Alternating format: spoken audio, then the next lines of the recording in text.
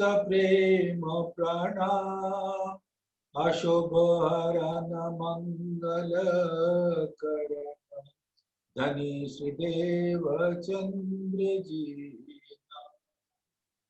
श्री प्राणनाथ निज मूलपति श्री मेराज सुना तेज कुंवर श्यामा युगल को पल पल करूं प्रणाम पिया जी को पल पल करूं प्रणाम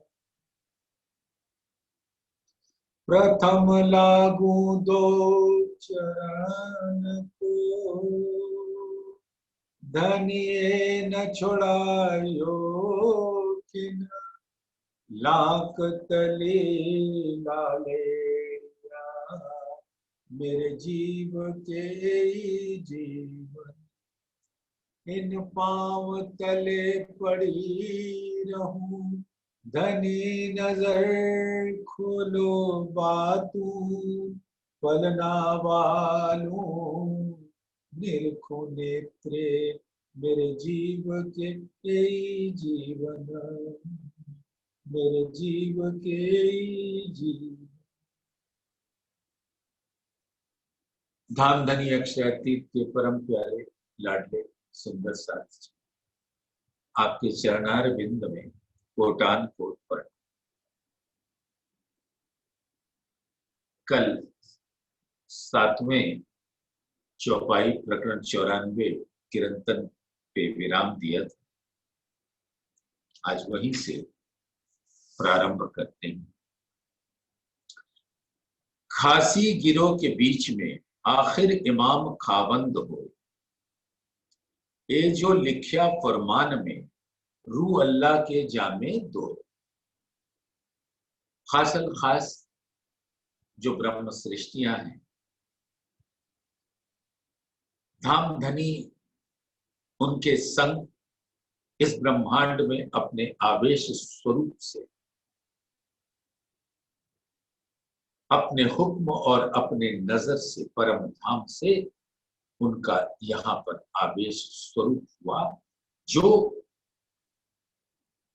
श्री इंद्रावती जी के दिल को धाम बनाकर विराजमान और इंद्रावती का दिल अर्श।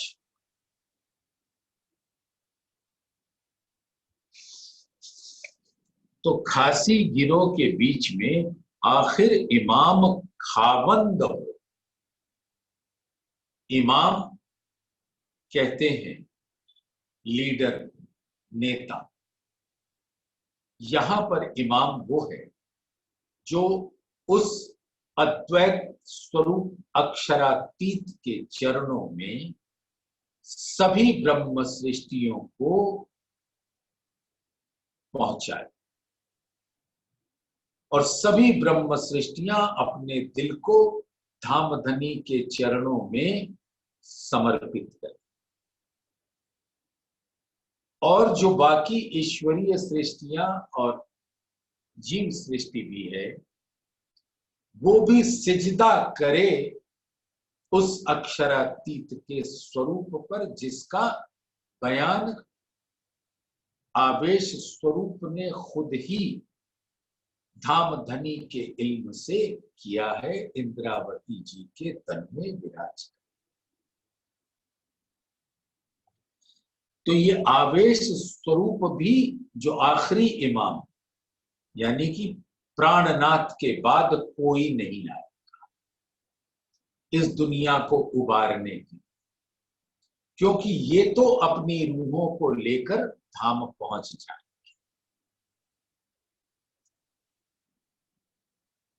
तो इस दुनिया को भी उस प्राणनाथ की पहचान करना आवश्यक है और उनके आदेशों पर उस पूर्ण ब्रह्म अक्षरातीत के चरणों में सिजदा कराना।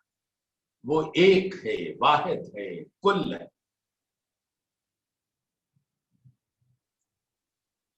और ऐसा आवेश स्वरूप धामधनी का साक्षात इस ब्रह्मांड में स्वरूप कहलाता है। जैसे परम धाम में पर आत्म के खाबंद है, धाम धनी अक्षरातीत नूर जमाल, वैसे ही ब्रह्म सृष्टि के जो स्वरूप यहाँ पर धामधनी के हुक्म से आए हैं, धामधनी हुक्म उन स्वरूपों को लेकर आया है, उनके खावंद हैं ये आवेश स्वरूप। और वो आवेश स्वरूप के कहां बैठे हैं? श्री इंद्रावती जी के दिल। और ऐसे अक्षरातीत ने जिस तन को धारण किया, दुनिया वाले उस तन को ही अक्षरातीत मानकर उनकी सेवा करते हैं, और आत्माएं उन स्वरूप को उनके दिल में देखती। उनका नाता उस दिल से होता है, और दुनिया वाले उस तन को पहचानते हैं, उस तन को ही अक्षरातीत का तन कहते हैं। इसमें कोई बहुत गलत बात भी नहीं है, लेकिन अक्षरातीत का तन नूरी है और स्वरूप हुक्म का है, तो नश्वर तन को तो एकमात्र शोभा देते हैं, जैसे उस तन का नाम ही मिहिरराज हुआ करता था। अब वो मिहिरराज का नाम छिप गया और नाम धराया अक्षरातीत ने, क्योंकि अक्षरातीत ने उस तन को धारण किया रूहों को जगाकर अपने घर वापस ले जाने के वास्ते। इसलिए उस स्वरूप को खावंद कहते। आखिर इमाम खावंद हुए। ये जो लिखा फरमान में, रू अल्लाह के जामे दोए। धामधनी ने अपने 90,000 हरफों के अंदर बसरी स्वरूप के द्वारा श्री कुरान पाक में ये पहले से कहला दिया कि जब ईसा रू अल्लाह आएंगी तो उनसे वो जो लीला करेंगी रूहों को जगाने के वास्ते और इस दुनिया को अखंड करने के वास्ते, 2 तनों से लीला करेंगी। उनके 2 तन, पहला तन धनी देवचंद्र जी का और दूसरा तन इंद्रावती जी। ये जो लिखा फरमान में, रू अल्लाह के जामे तो 3 जामा नहीं है सुल्तान साहब, सिर्फ 2 जामा। भीख कहया बानीय में 5 स्वरूप एक ठौर, फरमान में भी यो कहया कोई नाही या बिन और वाणी में धामधनी ने खुद बताया कि 5 स्वरूप एक ठौर। ये स्वरूप 5 क्या है? इसको विविध तरह से आप अपने दिल के अंदर जैसा दिल कहे वैसा ग्रहण करें।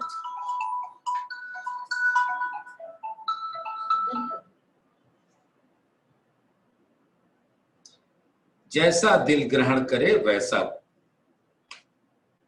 जैसा दिल भाए वैसा ग्रहण करे।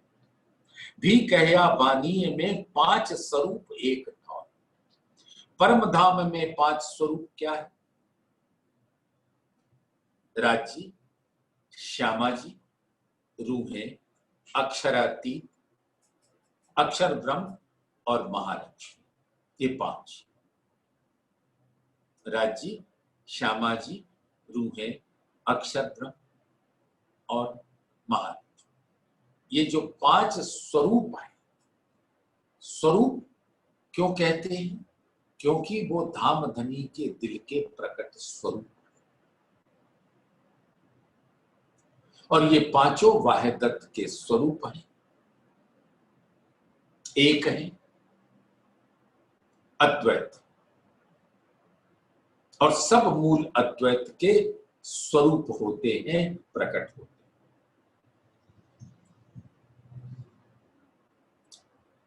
तो ऐसे, और ये सभी ने धारण क्या कर रखा है? परम धाम।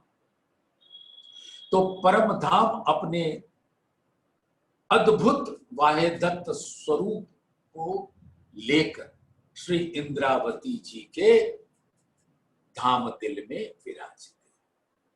पांचों स्वरूप एक ठौर। ये पांचों कहां बसते हैं? राज्य के दिल में। हक हादी अरस मोमिन सो तो पहले हक दिल मान।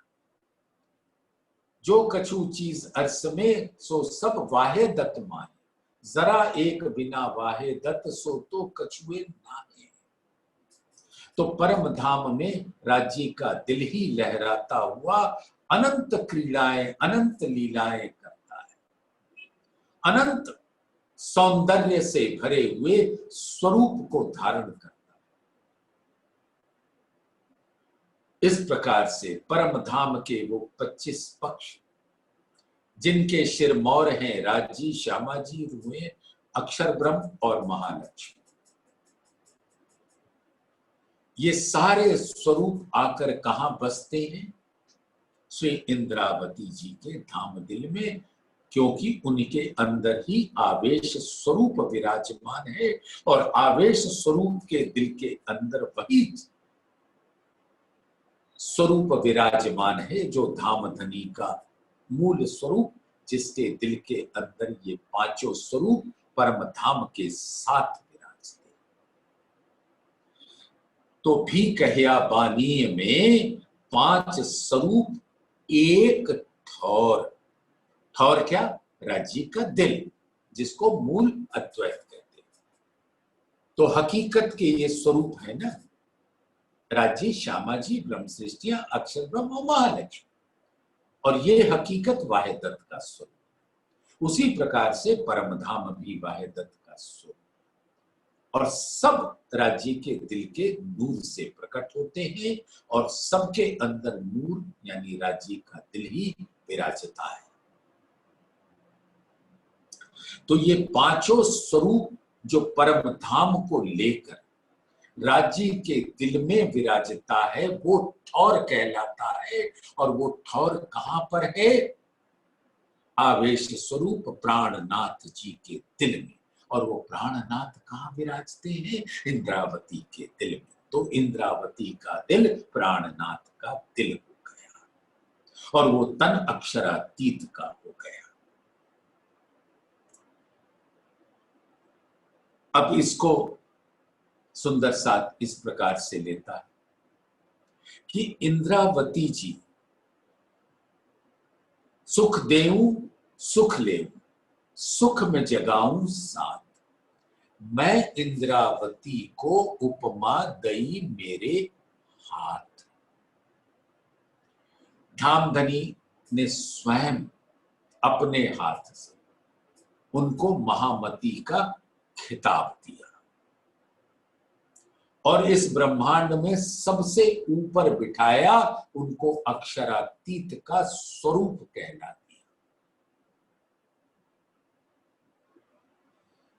और जब महामती का खिताब दिया तो श्री धनी जी को जोश, आत्म दुल्हन नूर हुकुम बुद्ध मूल वतन, एक पांचों मिल इंद्रावती, पांचों मिल भई महा वेद कते को पहुंची से। तो सुंदर साथ जो आत्म दुल्हन यानी कि श्यामा जी, रूहें और महालक्ष्मी, ये तीनों ही आत्म दुल्हन कहलाती। देखा सुंदर साथ, आत्म दुल्हन, ये किसकी दुल्हन है? धामधनी कसम। और श्री धनी जी को जोश, आत्म दुल्हन नूर यानी अक्षर, हुकुम यानी राज्य का चिदघन स्वरूप अपने दिल के साथ। इस ब्रह्मांड में वही राज्य अपने हुक्म से लीला करने के लिए अपना आवेश स्वरूप देते हैं, जिसपे धामधनी की नजर भी रहती है। तो ये क्या हुआ? वहदत का स्वरूप हुआ। आत्म दुल्हन 3 स्वरूप, श्यामा जी, रूहें और महालक्ष्मी, ये 3।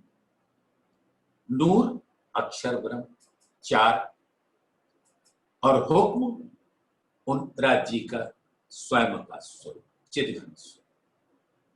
तो ये पांचों वाहिदत का स्वरूप है परम धाम। और यही स्वरूप जब राज्य के यहां पर आवेश स्वरूप कहलाता है और इंद्रावती के तन में विराजता, तो क्योंकि यहां पर राज्य का हुक्म है, तो हुक्म के अंदर दो शक्तियां होती हैं, दो मलायक होते हैं। कौन? जबराइल और असराफील। यही दो सबसे बड़े फरिश्ते हैं, मलायक हैं, जो धाम धनी के हुक्म के अधीन हैं और रूहों को इस ब्रह्मांड में पाक साफ रख के उनको अपना इल्म का रस पिलाते हैं।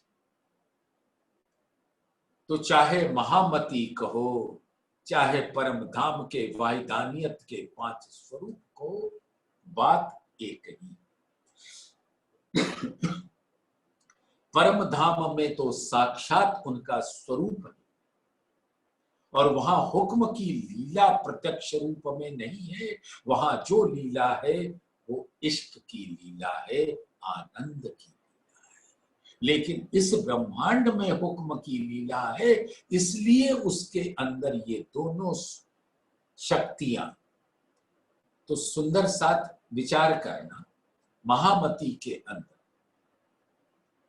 ये 5 स्वरूप हैं और 2 शक्तियां हैं, लेकिन 5 स्वरूप आत्म दुल्हन नूर और हुक्म के अंदर आ जाती।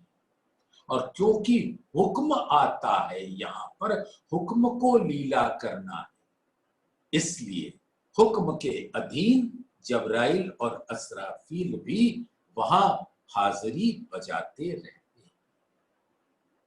ये बात समझ आ गई ना? सुंदर सा भी कहया बानीय में 5 स्वरूप एक ठौर, वो ठौर है राज्य का दिल।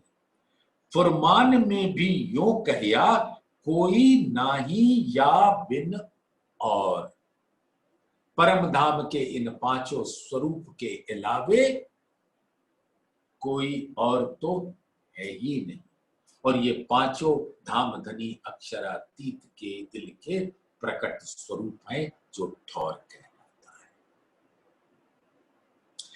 कहे सुंदर बाई अक्षरातीत से खेल में आया साथ। श्यामा जी क्या फरमाती है?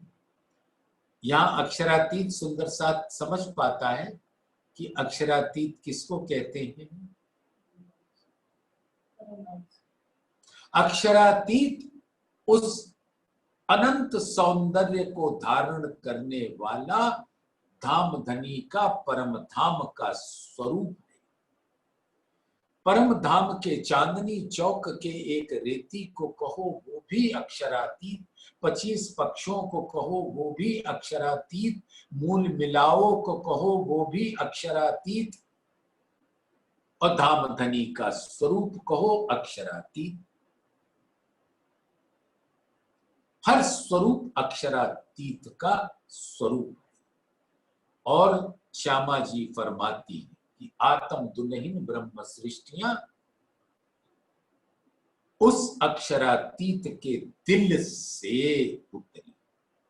यहां पर अक्षरातीत धाम धनी का दिल है और उस दिल के हुक्म से रूहें उतरी। ऐ रूहों तुम बीच नासूद के जाती हो, मैं तुम्हारा परवरदिगार खावंद, तुम मुझको कभी ना भूलियो। कहने को बड़े प्यार से कहा, लेकिन धाम धनी अपनी रूहों को छोड़ कैसे सकते हैं? रूहों के संग वो भी पधारे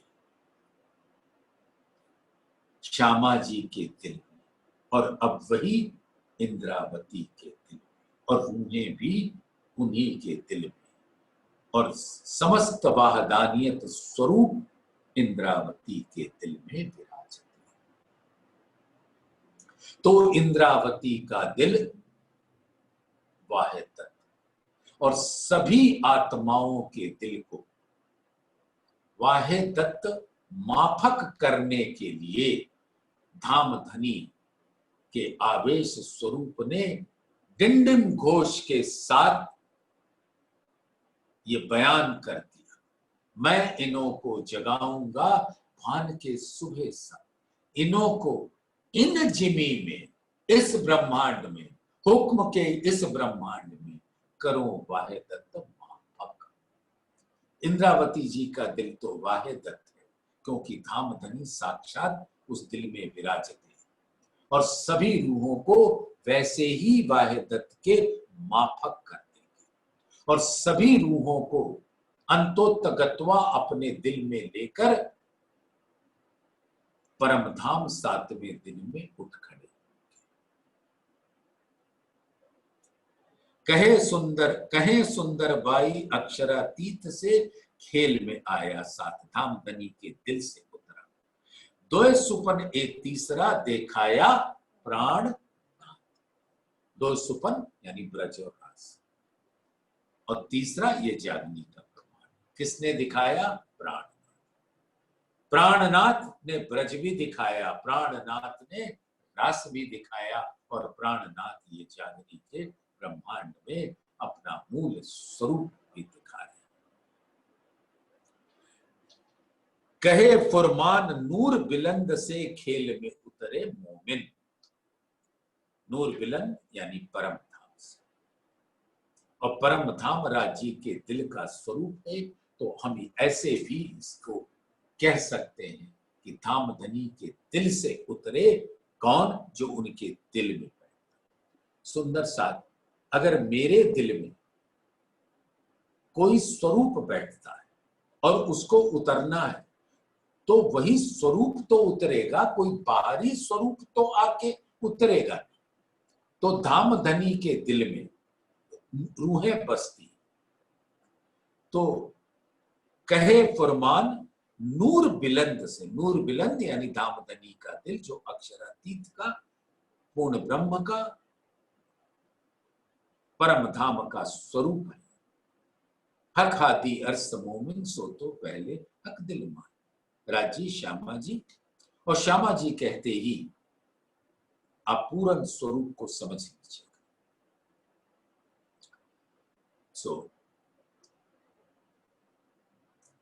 कहे फुरमान नूर बिलंद से खेल में उतरे।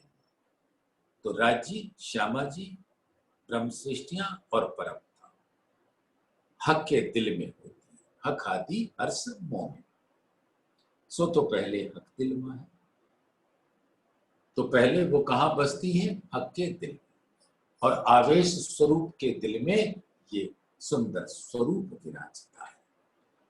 खेल तीन देखे तीन रात में, चले फजर इनका इजन। अब ये तीन तकरार, तीन हिस्से रूहों के उतरने पर। एक ब्रज जो पूर्ण अज्ञान की रात्रि थी, यानी रूहों को कुछ पता नहीं था कि वो कौन है, कहां से आई, उनके खावंद कौन और क्यों आई। जब पूछा गया था तू कौन आई इत क्यों कर, कहां है तेरा वतन, नार तू कौन कसम की दृढ़ कर कहो वचन। तो नहीं पता। रास में इतना पता चल गया कि वो हमारे खाबंद है, क्योंकि रास की लीला अक्षर ब्रह्म के जागृत बुद्धि के धरातल पर हुआ। इसलिए इतनी नींद तो उड़ा दी कि वो धामधनी को अपना खाबंद, उस स्वरूप को अपना खाबंद समझ सकी। लेकिन इस ब्रह्मांड में उस आवेश स्वरूप की पूर्ण पहचान कर, अपने निस्बत की पहचान कर, हकीकत की पहचान कर, मार्फत की पहचान कर, नूर की पहचान कर, वहदत की पहचान कर, निस्बत की पहचान कर, इश्क की पहचान कर, हुक्म की पहचान कर, और मेहर की पहचान। अब जब धाम में 7वें दिन उठेंगे तो छठे दिन के अंदर रूहों का इजन चलता है, हुक्म चलता है। और वो हुक्म क्या करता है? अपनी रूहों को, धामधनी के रूहों को जगाता है इल्म से। तो ये 3 खेल 3 देखे 3 रात में, चले फजर इनका इजन।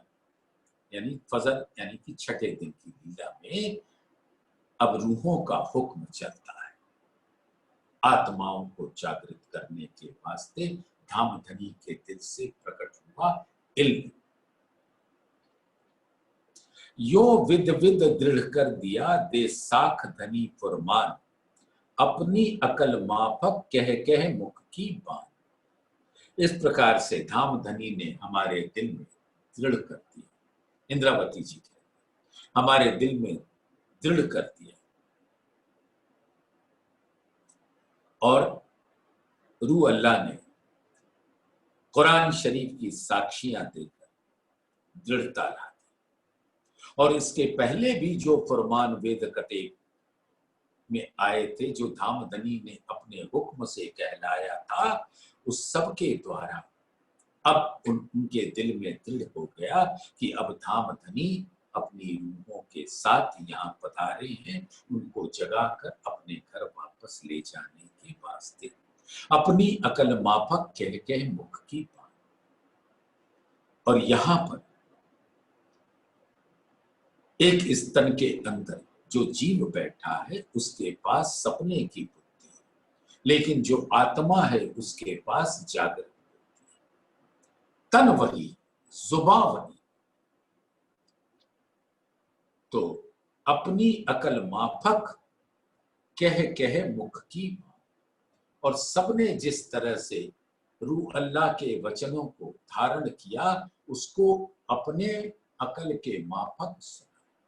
जिसने जितना धारण किया, जागृत बुद्धि से आत्मा ने धारण किया और आत्मा के दिल से वो बहता हुआ जीव के दिल में आता है। और जीव का दिल सीमित, तो उसने जितना ग्रहण कर पाया, तो अपनी अकल माफक कह के मुख की मान, उसी बात को जो रूह अल्लाह ने सुनाया इंद्रावती, अब उसको इंद्रावती अपनी अकल के माफक बता रही। और भी जो आत्माएं जो उसको सुनती हैं, उसको अपनी अकल के माफक बयान करती है। धनी फुरमान साख ले के देखाई दई असल, सो फुरमान छोड़ के करें चाहिया अपने। अब इस ब्रह्मांड के अंदर अजीब सी घटनाएं जिसकी साक्षी आप और हमको मिलती है कि जागृत में, जाहिर रूप में रूह अल्लाह ने देवचंद्र जी के अंदर बैठकर ये वचन कहलाए थे कि मैं इंद्रावती जी के दिल में बैठूंगा। जिन जिन सुंदर साथ ने उन तन के अंदर श्री श्यामा जी के स्वरूप की पहचान कर ली थी, उन्होंने ये बात सुनी कि अब यही स्वरूप इंद्रावती जी के दिल में बैठकर लीला करेगा। तो वो स्वरूप क्या कहलाएगा? रूह अल्लाह का तन, यानी धामधनी का तन। रूह अल्लाह देवचंद्र जी भी का स्वरूप, क्योंकि उनके अंदर आवेश स्वरूप विराजते हैं, तो वो प्राणनाथ कहलाते हैं। इंद्रावती भी वही स्वरूप पधारते हैं, तो वो भी प्राणनाथ कहलाते हैं। जहां भी आवेश है वो प्राणनाथ का स्वरूप है, सुंदर सा। सो जो फरमाया था देवचंद्र जी ने, यानी रूह अल्लाह, उसको तो गए भूल, करें चाया अपने दिन। अब सभी सुंदर साथ जो वहां पर थे वो सब भूल गए कि कहा था कि इस मिहिरराज ठाकुर के अंदर इंद्रावती बैठी है और मैं इंद्रावती के दिल में आके बैठूंगा। और सभी सुंदर साथ ने उस स्वरूप को तोड़ दिया। उस अर्श रूपी सिंहासन, सिंहासन अर्श को सिंहासन कहते, तोड़त स्वरूप सिंहासन। अब जितने सुंदर साथ कहलाने वाले थे उन्होंने मिहिरराज ठाकुर के अंदर धामधनी को नहीं देखा, उस गादी पर देखा जिस पर देवचंद्र जी विराजते थे और उनके नस्ली स्वरूप बिहारी जी को पधरा दिया और उनको ही अक्षरातीत का स्वरूप माना। तो वो जो अर्श का स्वरूप सिंहासन उसको तोड़ दिया अपनी बुद्धि से। तोड़त स्वरूप सिंहासन, बिहारी जी के अंदर स्वरूप देखा जो था नहीं, अर्श देखा जो था नहीं।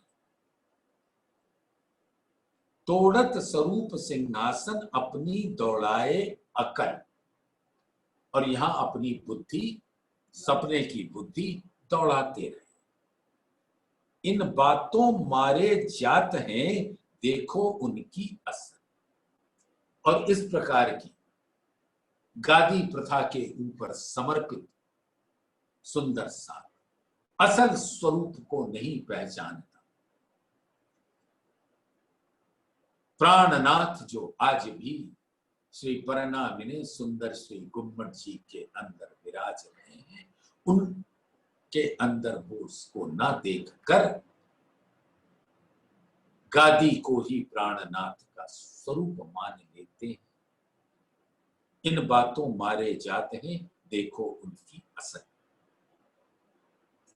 बिना दर्द दौड़ावे दानाई। अब धामधनी के बिछुड़ने का दर्द तो है नहीं, और दानाई माने होशियारी, चालाकी, और अपनी चालाकी वाक पटुता, ऐसे ऐसे बात कहेंगे कि आपके पास कुछ कहने को न रह जाए और सोचेंगे उन्होंने आपको हरा दिया, परास्त कर दिया। इन बातों मारे जाते हैं देखो उनकी असल।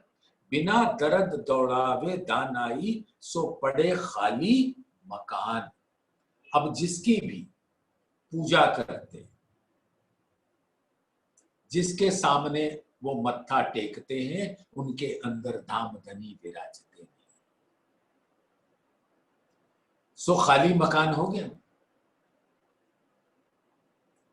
तो सो पड़े खाली मकान, इश्क ना ही स्वरूप। जहां स्वरूप होगा वहीं तो इश्क होगा, क्योंकि स्वरूप ही इश्क स्वरूप है। अक्षरातीत इश्क के स्वरूप। तो जहां अक्षरातीत विराजेंगे वहीं इश्क विराजेगा। इश्क ना ही स्वरूप बिना तो एक क्यों कहिए ईमान।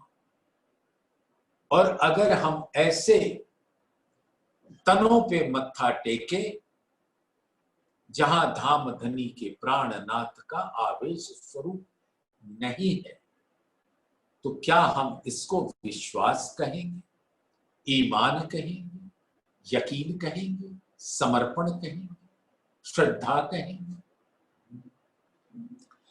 दर्दी जाने दिल की जाहेरी जाने भेद। अब वो गादी पे आके बैठ गए और एक खास लिबास पहन लिया, तो जिसके दिल में धामधनी के बिछुड़ने का दर्द है, विरह है और प्रेम की लहर है, वो तो समझता है। और जो जाहिरी लोग हैं, जिनके दिल में, जिनका दिल सूना है, दर्द नहीं, स्वरूप नहीं, तो वो उस भेख को पूजता है, उस गादी को पूजता है। अंतर मुश्किल पहुंचना, रंग लाग्या उपला देख। अब धामधनी इंद्रावती के मुख से फरमाते हैं सुंदर सा, दिल में देखोगे तो धामधनी दिखेंगे, भेख में देखोगे तो धामधनी नहीं दिखेंगे। भेख में सिंहासन नहीं होता, स्वरूप दिल में होता।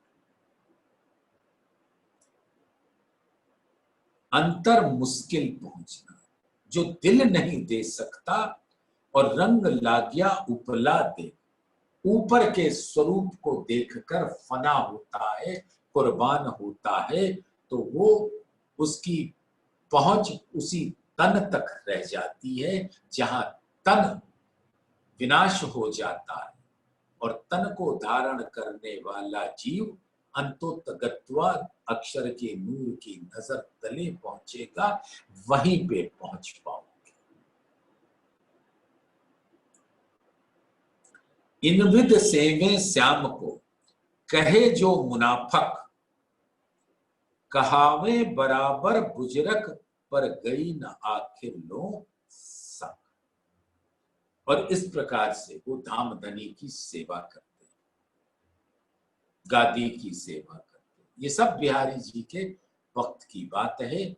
सुंदर साथ, इसको दिल में लीजिएगा।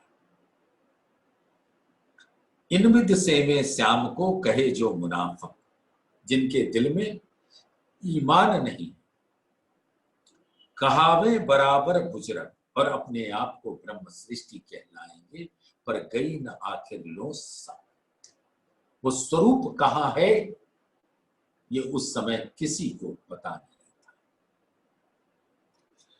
मूल न लेवे मायना, लेत उपली देखा देख, असल स्वरूप को दूर कर पूजत उनका हेक। अब सुंदर साथ,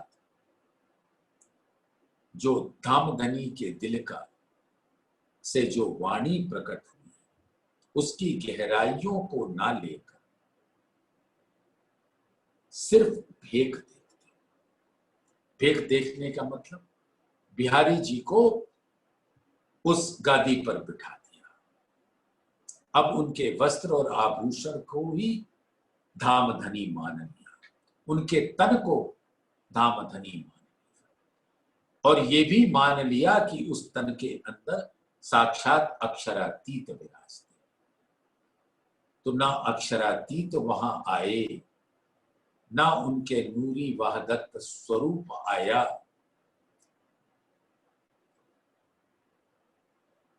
और असल स्वरूप दूर थे, इंद्रावती के दिल में थे, उनकी पहचान ना हुई। असल स्वरूप को दूर कर पूजत उनका भेख, जो देवचंद्र जी की गादी थी उसको पूजते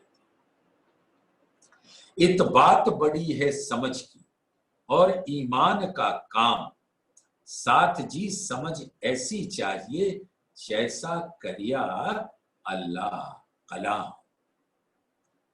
अब जागृत बुद्धि से ये बात समझ आएगी,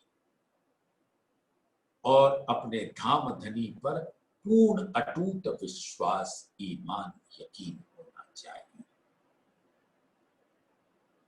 जेती बातें कहूं साथ जी, तिनके देऊं निशान, और मुख थे ना बोलहूं, बिना धनी फुरमान। अब जो जो बातें इंद्रावती जी फरमाती, उसकी साक्षी देती वेद कतेबों से। इन फुरमान में ऐसा लिखिया, करे पातशाही दीन, बड़ी बड़ाई होएसी पर उमराओं के आदि। उमराव माने उस स्वरूप के कहे पे, हुक्म पे चलने वाला। लेकिन होता क्या है, जैसे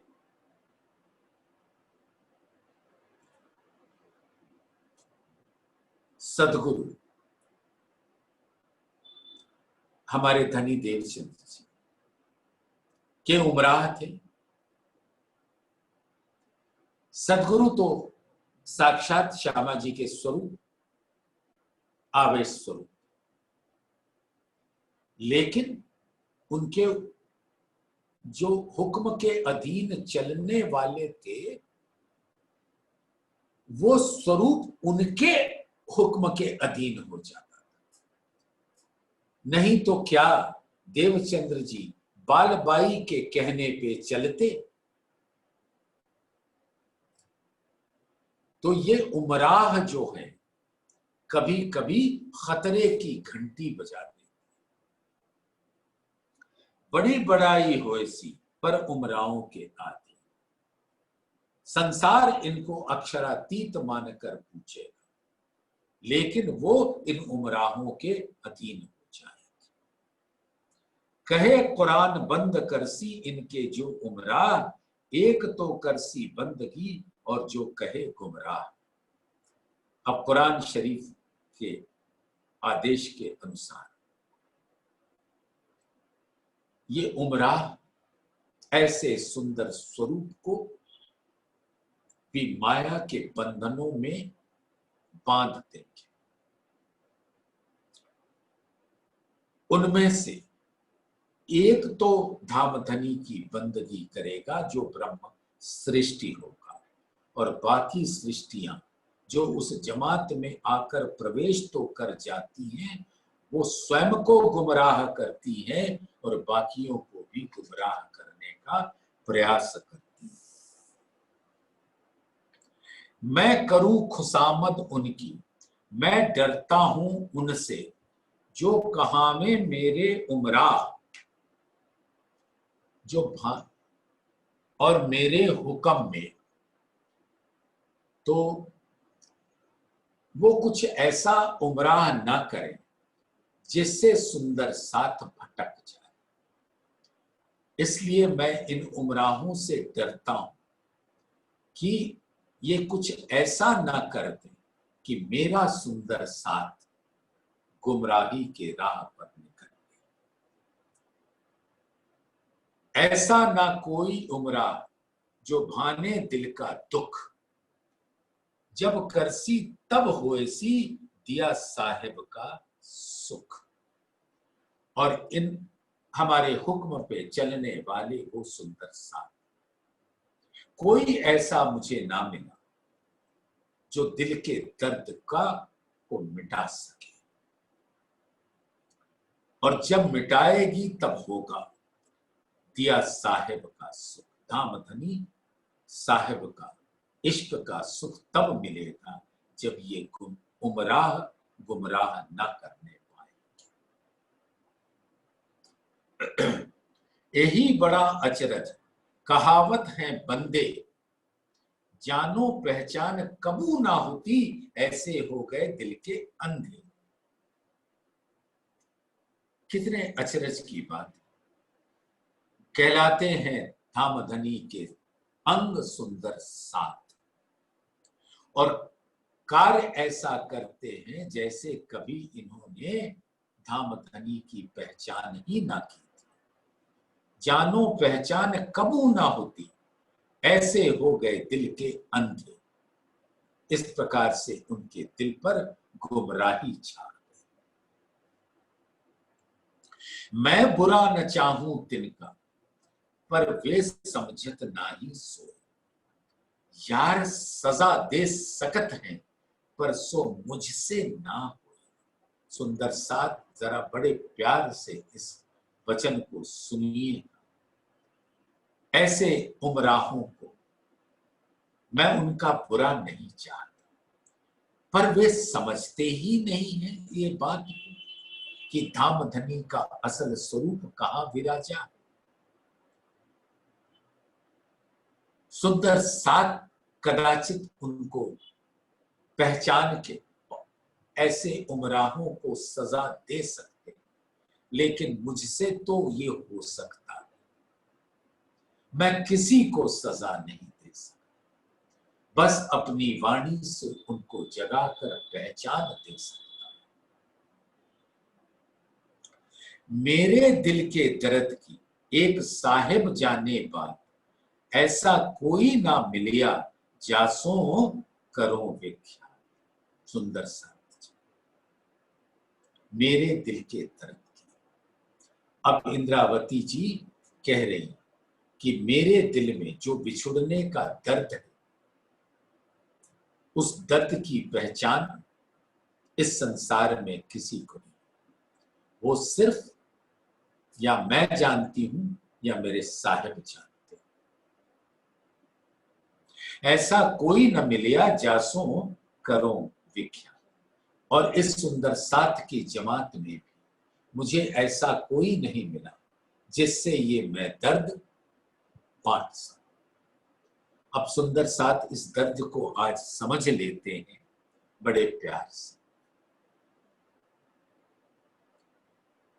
अपनी सुरता रंग पर वाली मंदिर में ले जाए, 5वीं भूमि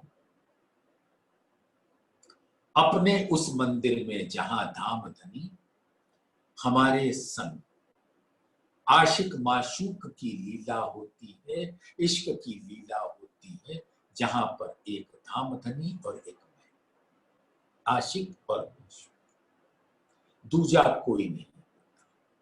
और उन 9 घंटों के अंदर परम धाम के अंदर होने वाली स्वलीला अद्वैत 15 घंटों की लीला होती है। और शैया पे विराजने का, श्रृंगार को सजाने का, और धाम धनी के दिल का रस पीने और नैनों से नैन सैन करते हुए इश्क का रस पीने, ये पराकाष्ठा है उस प्रेम की जो आशिक और माशूक के दिल में होती है। सुंदर साथ विचारना वहदत कहते किसे, दिल को कहते, एक दिली यानी राज्य का दिल, राज्य का दिल ही 12,000 रूहों के अंदर। और हर स्वरूप जो हर मंदिर में विराजता है वो ही दिल रखता है। ये वाहिदत का स्वरूप कहना।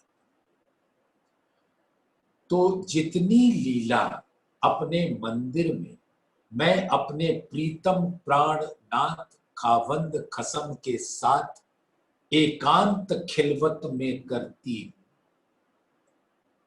उस लीला का बयान मैं अपने संगी साथियों से भी नहीं करती, लेकिन जो रस मैं लेती हूं अपने दिल के अंदर, वो रस वाहिदत स्वरूप होए के सबके अंदर प्रवेश कर जाता है। तो रस तो सभी सुंदर साथ लेते हैं, लेकिन लीला का सुख, श्रृंगार सजाने का सुख, उस लीला में वो कोई सुंदर साथ हमसे बांट नहीं पाता। अब इस ब्रह्मांड में आने के बाद जो ये बिछुड़ने का दर्द है, वो रंग पर वाली की लीला ना होने का जो दर्द है, उसको मैं परम धाम में भी नहीं बांट पाती थी, तो यहां कौन है जिसके साथ बांटूं, सिर्फ मेरे प्राण प्रीतम जानते हैं। मेरे दिल के दर्द की एक साहिब जाने बात, जिसके साथ मैं लीला करती हूं, या वो जानते हैं या मैं जानता हूं, जानती हूं। जितना बिछुड़ने का, उस घड़ी की इंतजार का, परम धाम के अंदर जब भी लीला होती थी, इंतजार सबको रहता था कि कब हम पहुंचे अपनी रंग पर वाली मंदिर में, जब धाम धनी के साथ इश्क की वो लीला होगी जो 1 to 1 आशिक और माशूक की लीला। अब वो फरामोश स्थिति में वो लीला कब होगी, इसका जो दर्द है इंद्रावती के दिल में, किससे बात करें, एक साहिब जाने वाला, ऐसा कोई न मिलिया जासो करो व्याख्या, जिनसे हम ये बात कर सके। सुंदर साथ इस चौपाई को बहुत प्यार से ग्रहण करना, अन्यथा इसका रस छूट जाएगा। ये बिना सुरता के नहीं हो सकता। जो कोई साथ में सिरदार, लई धाम धनी रोशन, खैच छोड़ सको सो छोड़ियो, ना तो आपे छूटे हुए दिन। अब जो सुंदर साथ है, इसमें जो परम धाम की ब्रह्म सृष्टियां हैं, जो धाम धनी नूर बिलंद से धाम धनी के दिल से उतरी, जिसकी निस्बत धाम धनी के दिल से, अब अपने दिल को इस इल्म से रोशन कर, और सुंदर साथ यहां पर सभी खैचा खैच को छोड़ दो, नहीं तो एक दिन तन छूटने के बाद तो 7वें दिन में ये होना ही। दिखा दो कि आप छठे दिन की लीला में ही खैचा खैच छोड़ सकते। मेरे तो गुजरान होए सी, जो पड़या हो बंद, जो कदी न छूटिया रात में, तो फजर छूट सी फंद। मेरा तो समय कट गया, अब मैं तो धाम धनी के चल हूं, जो जागो सो देखियो, मेरी तो निशा, जो रूह दिल लग ना आ वही, तो क्यों सके जुबान। तो मेरी तो तृप्ति हुई, अब आप भी जागो और आप भी करो, और इस फंद और फंद से निकल पड़ो। माया का कोई बंद आपको पकड़ने ना पाए, इस फंद से बाहर। धाम धई दई रोशनी, जो बड़े जमातदार, शोभा दई अति बड़ी जिनके सिर में तार। और ये छठे दिन की लीला में धाम धनी ने अपना हो, 5वें दिन से जब छठे दिन में जा रहे थे, तो अमीरुल मोमिनीन छत्रसाल जी को दिया, और फिर परमहंसों के हाथ में दिया, बड़े जमातदार। अब उनके सिर पे है धाम धनी का हुक्म लेकर सुंदर साथ को जागृत करने का। मैं इन सुख दुख थे ना डरूं, मेरे धनी चाहिए सनम। अब इंद्रावती जी कहती है कि इस ब्रह्मांड के सुख दुख से मेरे को कोई फर्क नहीं पड़ता, मेरे समक्ष मेरे दिल पे धाम धनी विराजे, बस उनके सुंदर मुखड़े को मैं देखती रहूं और उनके चरण कमलों के सुंदर स्पर्श को अपने दिल में महसूस करूं, बस। मोहे यही कसाला होता है जब कोई देत साथ। सुंदर साथ आप सभी से ये गुजारिश कि सपने में भी किसी सुंदर साथ के को अपने कुछ कटुक वचन मत कहना। कुछ भी कहने के पहले ये विचारना कि कहीं इन वचनों से मेरे प्यारे सुंदर साथ को दुख तो नहीं होगा, तब ही कुछ कहना। मेरी एक दृष्टि धनी है, दूजी साथ के मारे।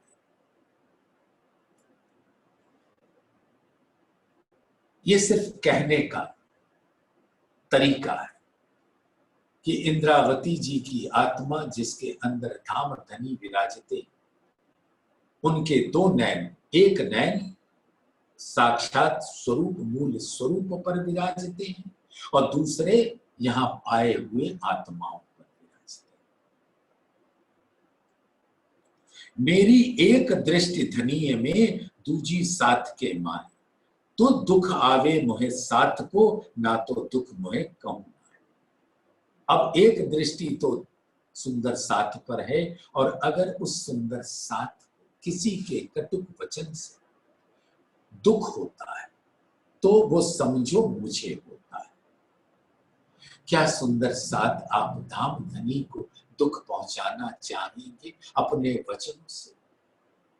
कभी कभी ऐसा हो जाता है कि बहुत जागृत आत्माएं भी न जाने किस भाव में आकर कुछ ऐसा कह बैठती कि सुंदर साथ का दिल कहता तो नहीं है, लेकिन अपने दिल में उसका घाव लेकर उसके दर्द से रोता है। सुंदर साथ याद रखना और पहचानना कि कब हमसे ऐसी गलती होती है। कोई कोई अपनी चातुरी ले खैच करे मूड मत, अकल ना दौड़ी अंतर लो खैचे ले डारे गफलत। और लोग सुंदर साथ अपनी चतुराई से मूर्खता भरी बातें करते हैं, क्योंकि उनकी ये सपने की बुद्धि धाम धनी के स्वरूप को अपने दिल में देख नहीं सकती, और गफलत की दुनिया में, अविश्वास की दुनिया में, अंधकार की दुनिया में डूबे रहते हैं। ये तो गत संसार की जो खैचा खैच करत, ये तो संसार वालों जीव सृष्टियों का तरीका है। आपन तो साथी धाम के है, हमने तो नूर मत।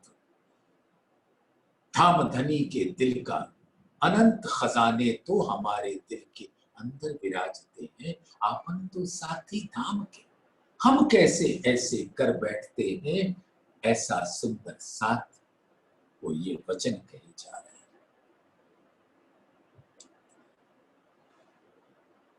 मोमिन बड़े आकल कहे आखिर जमाने के, इनकी समझ लेसी सबे आसमान जिमी। यानी इनकी जो समझ जागृत बुद्धि के द्वारा है वो धाम धनी की कृपा से सबको मिले, और सब धाम धनी के स्वरूप की पहचान कर सकें और ब्रह्म सृष्टियों की पहचान कर सकें। जो कोई निज धाम की सो निकसो रोग पहचान। और ये परम धाम की उन ब्रह्म सृष्टियों से कहा जा रहा है कि अब इस रोग को पहचानो माया के रोग, और उससे निकलो। जो सूरत पीछी खींचे ही, सो जानो दुश्मन छन सहता।